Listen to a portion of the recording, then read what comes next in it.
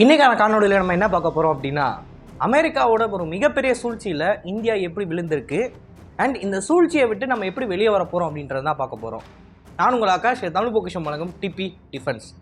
முதல் விஷயம், அமெரிக்கா பண்ண சம்பவம் என்ன அப்படின்னு பார்த்தீங்கன்னா, கொலம்பியன் ஏர்ஃபோர்ஸுக்கு கிரிப்பன் இ அப்படின்னு சொல்லக்கூடிய ஒரு ஸ்வீடிஷ் நிறுவனத்தால் உருவாக்கப்பட்ட ஃபைட்டர் ஜெட் சேலை அமெரிக்கா தடுத்திருக்காங்க.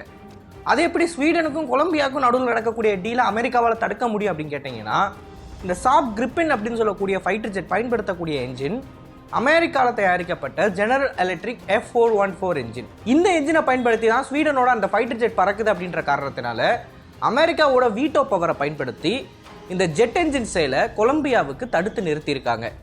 ஏன் கொலம்பியாவுக்கு நிறுத்தணும் அப்படின்னு பார்த்தீங்கன்னா, கொலம்பியா ஒன்றும் அமெரிக்காவோட எதிரி நாடு கிடையாது.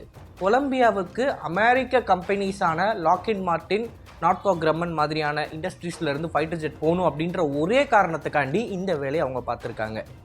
இதை பற்றி நம்ம இன்னும் கொஞ்சம் டீப்பாக பார்க்க போனோம் அப்படின்னா, பொதுவாக எந்த ஒரு நாடும் ஜாயிண்ட் ப்ரொடக்ஷனுக்குள்ளே போகிறாங்க அப்படின்னா, ஃபார் எக்ஸாம்பிள் நம்ம இந்தியாவில் பிரம்மோஸ் ஏவுகணைகளை உருவாக்கிக்கிட்டு இருக்கோம். இது ரஷ்ய தொழில்நுட்பத்தால் உருவாக்கப்பட்ட ஒரு ஏவுகணை. என்னதான் இந்த பிரம்மோஸை நம்ம 100% இந்தியாவில் மேனுஃபேக்சர் பண்ணாலும், இந்த பிரம்மோஸ் ஏவுகணையோட தொழில்நுட்பம் அண்ட் டெக்னாலஜி யாரோடதுன்னு பார்த்தீங்கன்னா ரஷ்யாவோடது. ஸோ ரஷ்யாவுக்கு எப்பயுமே ஒரு ஸ்டேக் உண்டு. இந்த டெக்னாலஜி ரஷ்யாவோட எதிரிகளுக்கு போய் சேர்ந்துடக்கூடாது அப்படின்றத உறுதிப்படுத்துகிற விதமாக பிரம்மோஸை நம்ம யார்கிட்ட சேல் பண்ணணும்னாலும் ரஷ்யா அவங்களோட பங்குக்கு அவங்களோட ஒப்புதலை அளிக்கணும். இது இருந்தால் மட்டும்தான் நம்மளால் சேல் பண்ண முடியும். இதே மாதிரி அமெரிக்கா, ஐரோப்பிய ஒன்றியம்னு சொல்லி டெக்னாலஜி டிரான்ஸ்ஃபர் மூலமாக பிற நாடுகள் கூட இணைந்து ஒரு வெப்பனை உருவாக்குறாங்க அப்படின்னா அந்த வெப்பன் மேலே அவங்களோட ஸ்டேக்கை வச்சுருப்பாங்க. இப்போ ஜெனரல் எலக்ட்ரிக்கோட F414 என்ஜின்ஸை பயன்படுத்தக்கூடிய சாப் கிரிப்பனுக்கும் இதே கதை தான். ஸ்வீடன் அவங்களோட போர் விமானத்தில் அமெரிக்க என்ஜினை பொருத்தி எந்த கண்ட்ரி கூட விற்கணும் அப்படின்னு நினச்சாலும் அதுக்குள்ளே இருக்கிறது அமெரிக்க என்ஜின் அப்படின்ற காரணத்தினாலேயே அமெரிக்கா கிட்ட அவங்க ஒப்புதல் வாங்கணும். அமெரிக்காவோட எதிரிகளுக்கு அவங்களால அதை விற்க முடியாது. பார்டர் லைன் என்ன அப்படின்னு பார்த்தீங்கன்னா, பொதுவாக இந்த மாதிரி டெக் டிரான்ஸ்ஃபரில் இருக்கிறப்ப அவங்க வைக்கக்கூடிய ஒரே கண்டிஷன்ன்றது, எங்களோட எதிரிக்கிட்ட நீங்கள் இந்த ஜெட்டையோ இல்லை இந்த டெக்னாலஜியோ விற்கக்கூடாது அப்படின்றது தான். ஆனால் அமெரிக்கா மாதிரி இப்போ வரைக்கும் யாருமே ஒரு கண்டிஷன் வச்சதில்ல. அமெரிக்காவோட சொந்த லாபத்துக்காண்டி இந்த டீலை உழப்பி விடக்கூடிய விஷயம்லாம் யாருமே பண்ணது கிடையாது. இந்த இடத்துல ஒரு விஷயத்தை நீங்கள் நல்லா புரிஞ்சுக்கணும். கொலம்பியன் ஏர்ஃபோர்ஸ் அமெரிக்காவோட எதிரி கிடையாது.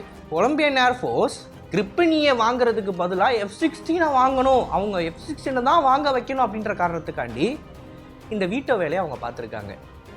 இப்போ இது நம்மளை எப்படி பாதிக்கும் அப்படின்ற மேட்டருக்கு வருவோம். எல்லாருக்குமே தெரியும், தேஜஸ் மார்க் 2 அப்படின்னு சொல்லக்கூடிய ஃபைட்டர் ஜெட் அண்ட் டெட்பிஎஃப் அப்புறம் AMCAவோட ஃபஸ்ட்டு ப்ரோட்டோடைப் எல்லாமே இந்த குறிப்பிட்ட ஜெனரல் எலக்ட்ரிக்கோட F414 INS6 அப்படின்னு சொல்லக்கூடிய ஒரு வேரியண்ட்டை தான் பயன்படுத்த போகுது. அண்ட் சாப் கிரிப்பனில் இருக்கிறதும் ஜெனரல் எலக்ட்ரிக்கோட F414 தான். அதில் ஒரு வேரியண்ட்டை அவங்க பயன்படுத்திக்கிட்டு இருக்காங்க. இப்போது நம்மளோட ஹேல் நிறுவனம் ஏற்கனவே கிட்டத்தட்ட 100 தேஜஸ் மார்க் 2 போர் விமானத்துக்கு ஆர்டர் வச்சுருக்காங்க. தேஜஸ் மார்க் 1Aக்கும் தேஜஸ் மார்க் 2க்கும் பயங்கரமான வித்தியாசம் இருக்குது. அதோட பெய்லோடு கெப்பாசிட்டி 2 மடங்கு அதிகமாக இருக்குது. இதோட RCS அப்படின்றது 3 மடங்கு கம்மியாக இருக்குது. மற்றும் சென்சார்ஸ் டெக்னாலஜிலாம் பார்த்தீங்க அப்படின்னா தேஜஸ் மார்க் 1A கூட அதை கம்பேரே பண்ண முடியாது. ஏன்னா ஏரோ இந்தியாவை பார்த்தீங்க அப்படின்னா அதில் தேஜஸ் மார்க் 2ஓட ப்ரோட்டோடைப்பை வச்சு ஹிந்துஸ்தான் ஏரோநாட்டிக்கலோட அஃபிஷியல் ஒருத்தர் தெளிவான விளக்கத்தை கொடுத்துருப்பாரு. தேஜஸ் மார்க் 1Aவை கம்பேர் பண்ணுறப்ப leaps and bounce Tejas mark 2 அப்படின்றது ஒரு சிறந்த போர் விமானமாக இருக்கும் அப்படின்ட்டுருப்பாரு. ஸோ அவங்க சொல்லக்கூடிய விஷயத்தை எல்லாத்தையும் இன்டெக்ட் பண்ணாங்க அப்படின்னு பார்த்தீங்கன்னா, இன்றைக்கி தேதிக்கு சவுத் ஏஷியன் மார்க்கெட்டுக்கு ஆர் வேர்ல்டுலேயே இந்த ஒரு காம்பேக்டான ஃபைட்டர் ஜெட்டு கொடுக்கக்கூடிய ஃபயர் பவரை யாராலையுமே கொடுக்க முடியாது. ரொம்ப சின்ன ஜெட்டு, மெயின்டெனன்ஸும் கம்மி, சிங்கிள் என்ஜின் அப்படின்றதுனால. ஆனால் இதில் இருக்கக்கூடிய டெக்னாலஜி எல்லாமே ரஃபேலில் இருக்கக்கூடிய டெக்னாலஜிஸ்.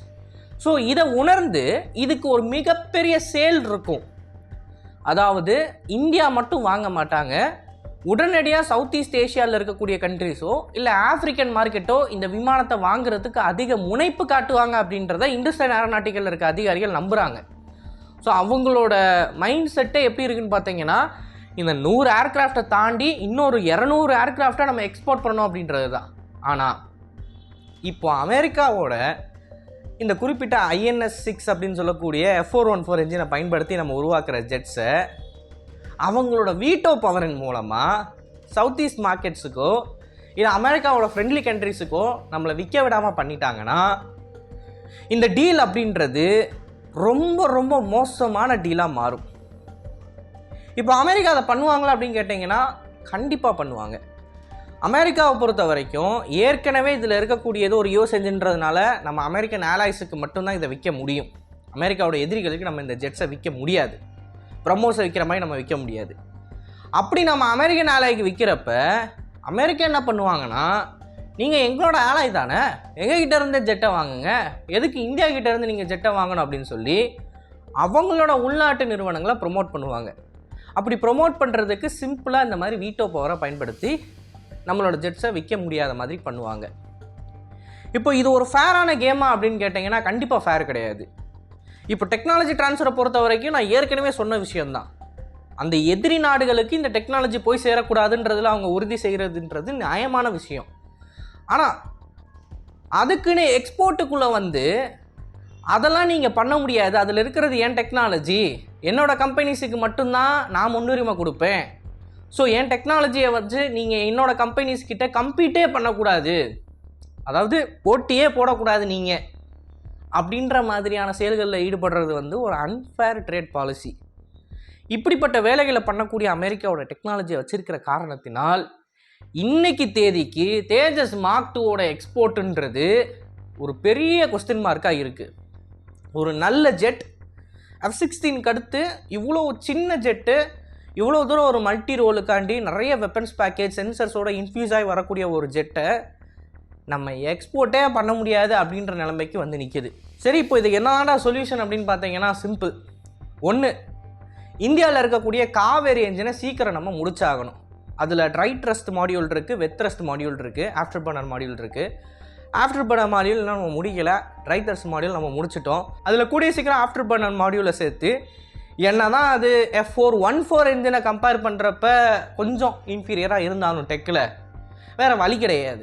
அட்லீஸ்ட் நம்மளோட எக்ஸ்போர்ட் வேரியண்ட்டுக்கு எப்படி ரஷ்யா அவங்களோட Su-57Eக்கு ஒரு என்ஜினு, அவங்களோட இண்டிஜினஸான Su-57க்கு ஒரு என்ஜின் சொல்லி வச்சுருக்காங்களோ அதே மாதிரி இந்த தேஜஸ் மார்க் 2 விமானத்தில் நம்ம ஒரு என்ஜினை பொருத்தி, இண்டிஜினஸ் என்ஜினை பொருத்தி அதை நம்ம எக்ஸ்போர்ட் பண்ணலாம். இது ஒரு ஆப்ஷன். இப்போ இந்த ஆப்ஷனை தவிர்த்து என்ன இருக்குது அப்படின்னு பார்த்தீங்கன்னா, நம்ம ரஷ்யன்ஸ் கூட போய் சேர்ந்து ஒரு நல்ல என்ஜின் ஒன்று டெவலப் பண்ணி அந்த என்ஜினை இந்த தேஜஸ் மார்க் 2ல போடலாம். ரஷ்யன்ஸை பொறுத்த வரைக்கும் இந்த மாதிரி குடசல்லாம் நமக்கு கிடையாது. அவங்களோட எதிரிகளுக்கு மட்டும் இந்த விமானம் போய் சேரக்கூடாதுன்னு தான் பார்ப்பாங்களே தவிர அவங்களோட மார்க்கெட்டை இது கம்பீட் பண்ணும், அதனால நம்ம உள்ளே பூந்து ஆட்டையை கிளப்போம் அப்படின்ற மாதிரியான செயல்களில் ரஷ்யா ஈடுபட மாட்டாங்க. ஏன்னா நீங்கள் சீனாவை பார்த்தீங்கனாலே உங்களுக்கு நல்லா தெரியும். சீனா ரஷ்ய என்ஜின்ஸை பயன்படுத்தி தான் அவங்களோட JS-17 சேல் பண்ணிக்கிட்டு இருக்காங்க. ஸோ ரஷ்யா இதே மாதிரி அமெரிக்கா மாதிரி பண்ணணும் அப்படின்னு நினச்சாங்கன்னா JF-17 தண்டர் அப்படின்றது சேலே ஆயிருக்காது. பட் அவங்க அதை பண்ணலை. ஹிஸ்ட்ரியில் ரஷ்யன் இந்த மாதிரி ஒரு வேலையை பண்ணதே இல்லை அப்படின்ற காரணத்தினால நம்ம அவங்கள நம்பி ஒரு ஜெட் என்ஜினை இந்தியாவில் மேனுஃபேக்சர் பண்ணி அதை தேஜஸ் மார்க் 2ல பொறுத்து நம்மளால் சேல் பண்ண முடியும். ஸோ இது ரெண்டு தான் நமக்கு இருக்கக்கூடிய ஆப்ஷன். இதை பற்றி நீங்கள் என்ன நினைக்கிறீங்க?